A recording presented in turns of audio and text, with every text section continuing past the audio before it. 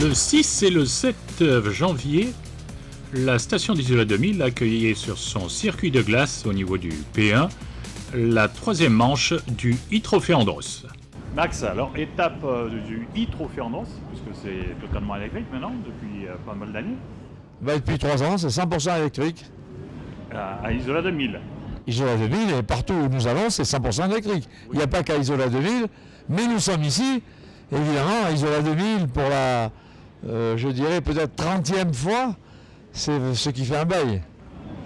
Alors, on va pas cacher ce qui se passe en ce moment. Il y a des difficultés au niveau climatique, ça se ressent au niveau de la piste.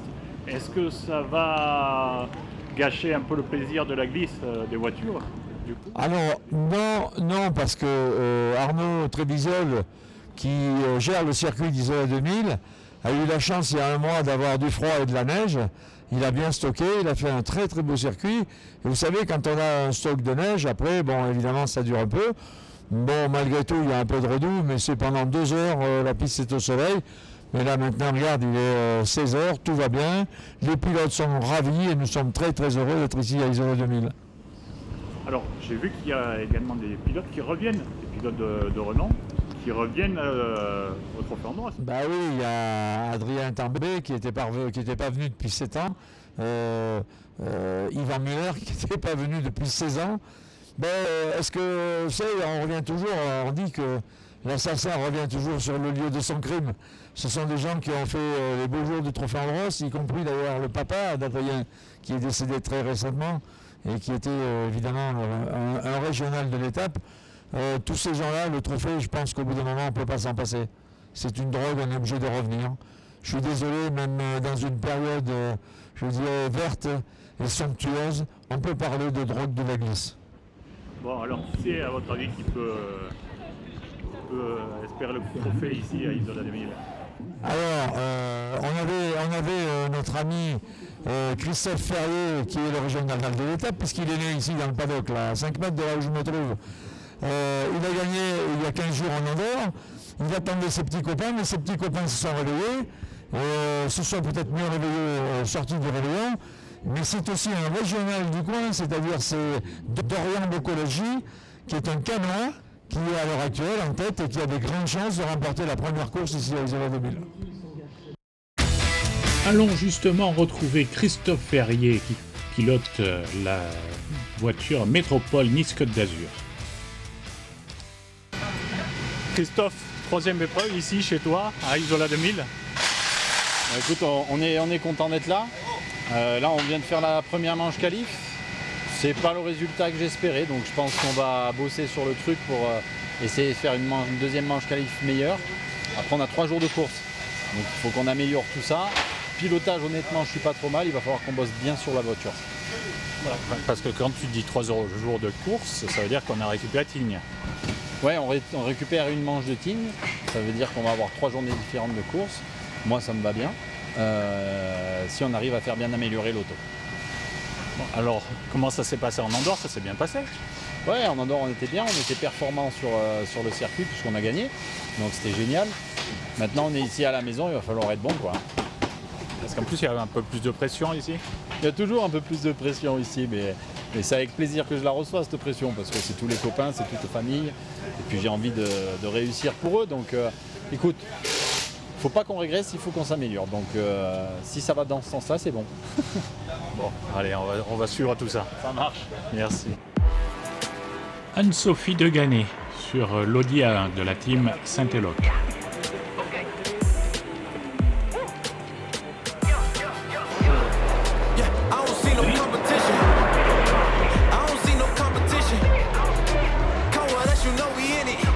Clémentine Lost sur Peugeot i208 dans la team Sylvain Puissier Compétition.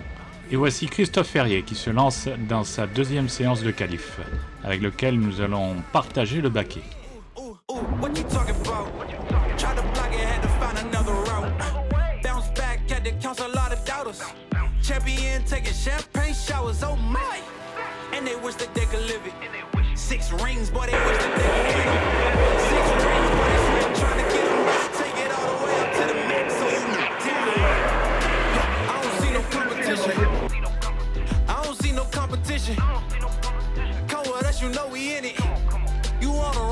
Voici Adrien Tambay de la team DRP, engagé en Elite Pro. Il partage le baquet avec Steve Leber qui lui court en Elite. Stéphane Ventaja en Elite. Il partage le baquet de la voiture Métropole Nice-Côte d'Azur avec Christophe Ferrier. Emmanuel Moinel en Elite sur la Renault Zoé.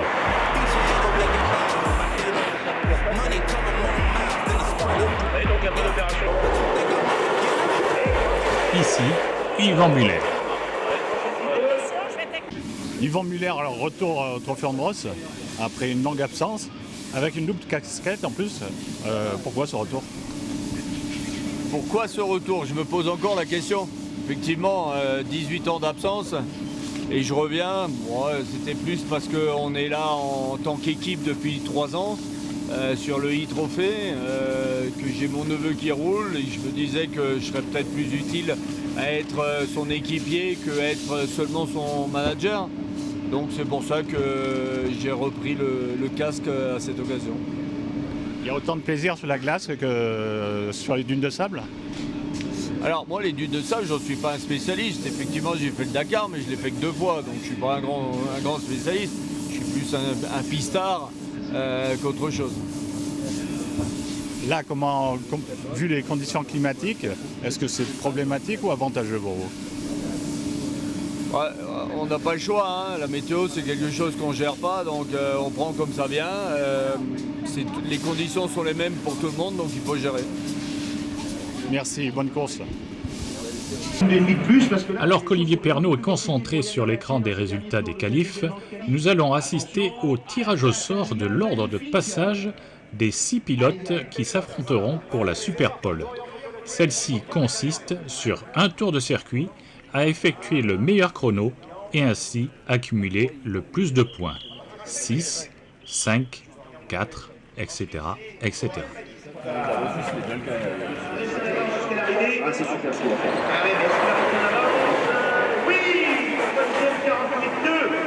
Olivier Pernaut déchaîné. Il a failli rater la sortie. En fait, tu vois, Et voici la grille de départ de la super finale élite.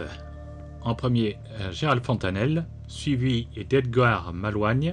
Vient ensuite sur la deuxième grille Gérard Febro, Margot Lafitte. Troisième et dernière ligne, Clémentine Lost, Sylvia Puissier.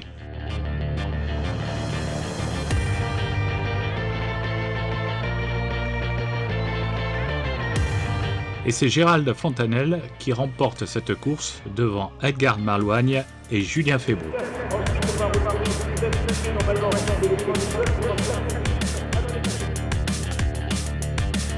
Voici la finale Elite Pro avec sur la première ligne Grosset Janin et Christophe Ferrier, suivi de Yvan Muller et Anthony Pelfrem.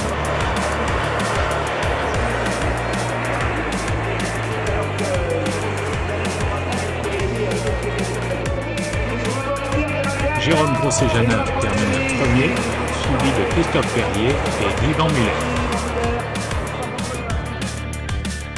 Place au podium maintenant. Ici, la catégorie Elite Pro.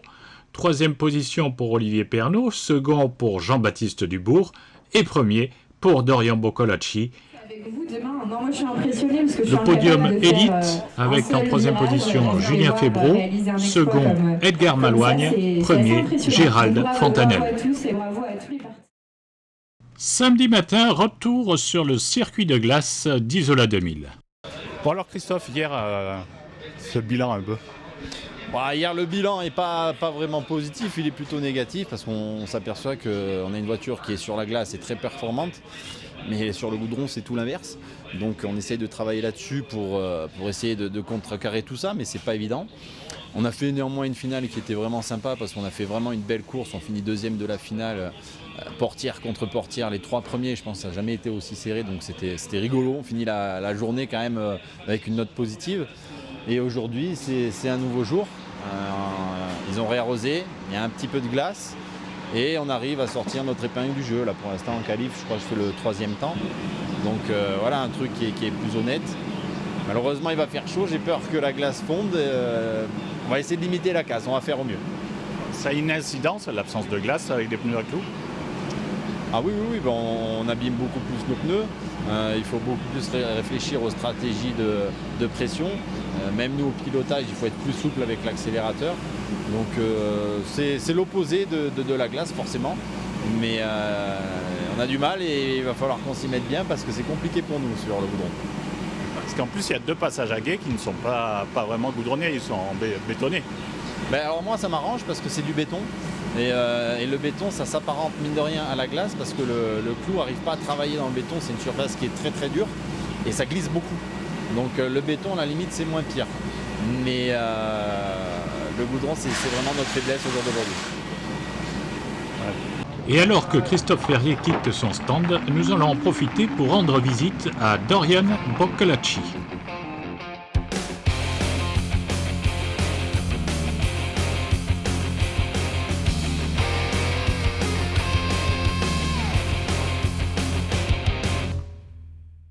Dorian, deuxième participation au Trophée Andros, en plus dans une écurie de renom, et second local de l'étape aussi.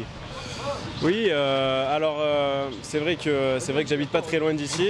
J'ai commencé ma première course en électrique 2 roues motrices. Ici, c'était en 2017-2018, il me semble. Ensuite, j'ai fait l'élite.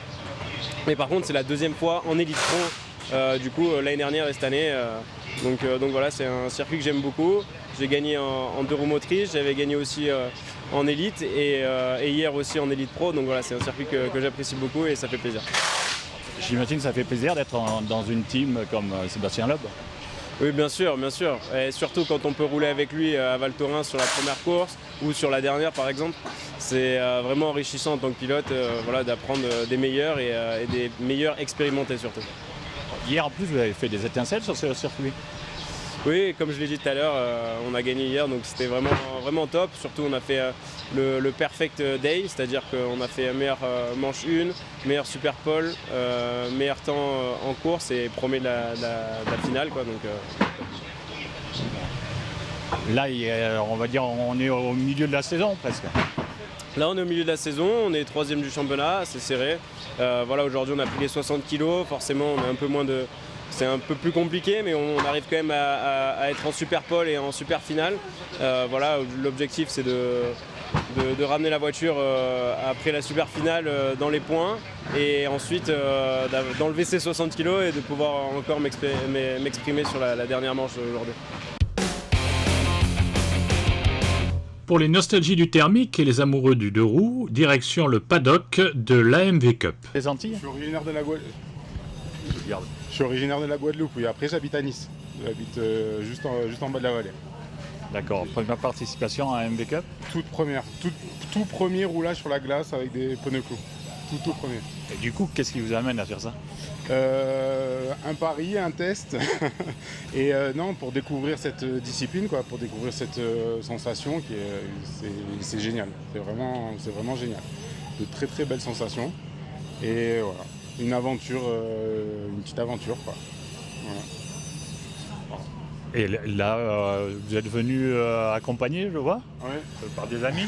J'ai mon père, mon frère et mon meilleur ami qui me fait l'assistance, qui m'aide à préparer la moto, qui me coach un peu, et voilà, qui me fait un bon mental pour pas avoir peur de la glace. Bon, alors vous n'avez pas peur de la glace a priori? Non, ça va. Et puis les pneus clous, ça tient. D'ailleurs, c'est incroyable de se dire qu'on est sur de la glace et que ça glisse pas, que ça tient. Donc le plus dur est là.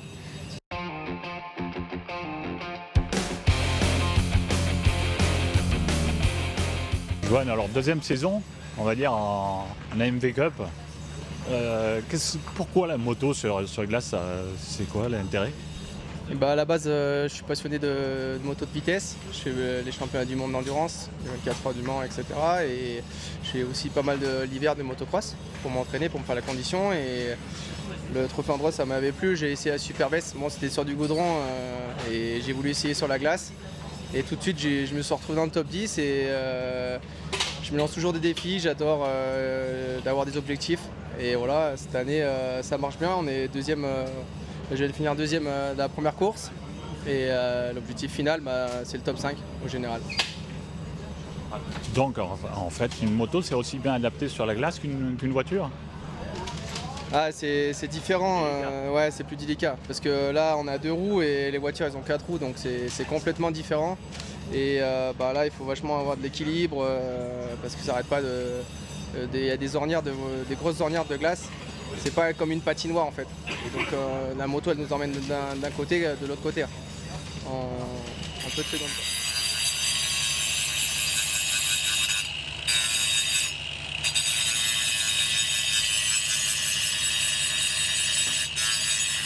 Qu'est-ce que vous faites? Vous enlevez les clous? Non, on n'enlève pas tout. Une fois qu'ils deviennent pointus avec l'usure, en fait, on leur refait un petit plat pour avoir plus de grip. Ça, c'est parce qu'il n'y a pas assez de neige, pas assez de glace? Alors, c'est vrai qu'il n'y a pas assez de glace, donc du coup, ça les use beaucoup plus. Il y a beaucoup plus de bitume, donc le frottement est différent. Mais là, c'est surtout pour faire une belle surface, avoir beaucoup plus d'accroche à force des tours. C'est de l'usure. Allez, merci. Bon courage. Merci.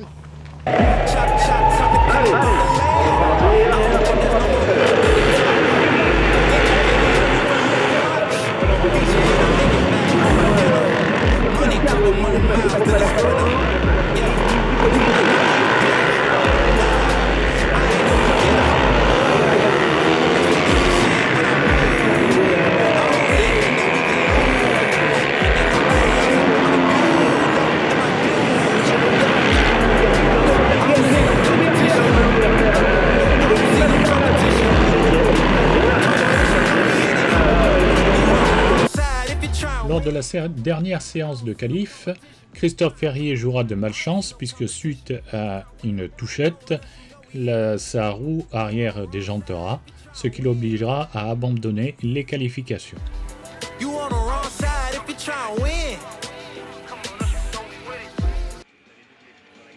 Des images de la seconde Super Finale Elite Pro avec en première ligne Aurélien Panis.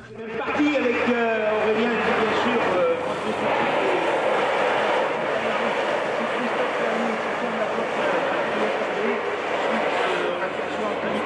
qui est là, je la vois avec Jimmy Thierry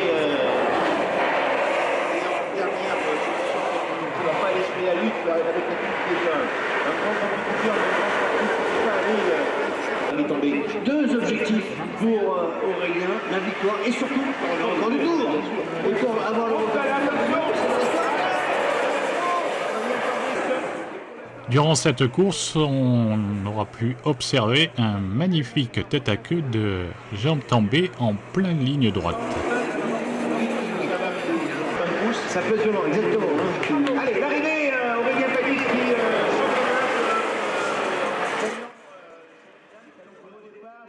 La troisième finale, dont la grille de départ et l'ordre d'arrivée resteront inchangés, avec Dorian Boccolacci qui devancera Nathanaël Berton devant Jean-Baptiste Dubourg en 3e position. 172 millième d'avance, il va gagner ici. Et c'est fait.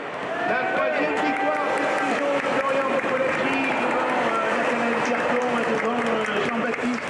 Voilà, messieurs, pour Voici place maintenant au podium, l'AMV Cup d'abord, avec en 3e position Johan Ligon, second Julien Colomban, premier Vivian Gonnet. Bravo, merci. Merci à vous et bravo pour vos prouesses. On vous retrouve bien sûr dans 2 semaines. Amis photographes, pour la course 2 élite, 3e Sylvain Pussier, second Julien Febro, premier Gérald Fontanel. Édition du Trophée Andros ici à Isola 2000.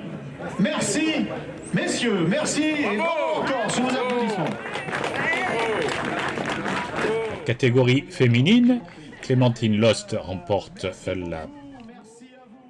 Sur le podium de la course 2 en Elite Pro, on retrouve en 3e position Nathanaël Berton, en 2e position Yann Herraché, en 1re position Aurélien Panis. Grand coup de chapeau à tous les bénévoles, on peut les applaudir parce que c'est vraiment grâce à eux si ça se fait toutes ces épreuves, donc bravo à vous.